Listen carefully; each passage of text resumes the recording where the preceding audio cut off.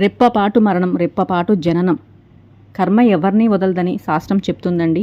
దానికి ఉదాహరణ ఏంటంటే, ఒక్కొక్కసారి ఆలోచిస్తే నిజమో ఏమో అనిపిస్తుందండి.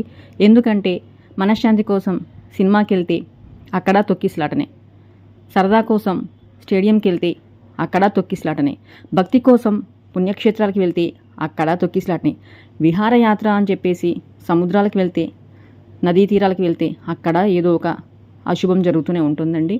కర్మ అనేది ఏ జన్మలో అయినా, గత జన్మలో చేసినవి మంచి అయినా చెడైనా పాపపుణ్యాల రూపంలో ఇలా మనకి పంచభూతాలలో ఏదో ఒక రూపంలో మృత్యువు మనల్ని ఆవహిస్తుందండి. మృత్యువే కాదు, అది అనారోగ్యమే కానివ్వండి, ఇంకా ఇంట్లో ఏదైనా సమస్యలు కానివ్వండి, కర్మ రూపంలో అయితే వెంటాడుతూ ఉందండి.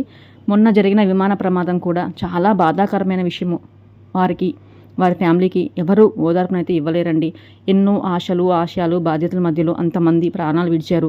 అవంశం తెలియని చిన్నారులు, మెడికల్ కాలేజీ వాళ్ళు కూడా ఎంతోమంది ప్రాణాలు అయితే పోగొట్టుకున్నారండి. తెలిసి మనము ఎవరికి హాని అయితే చేయకూడదండి. ఉపకారం చేయకపోయినా పర్వాలేదు, కానీ అపకారం చేయకూడదండి. మన వల్ల ఎవరికి కీడైతే జరగకూడదండి. మంచి జరగకపోయినా పర్వాలేదు, కీడైతే తలపెట్టకూడదండి ఎవరికి.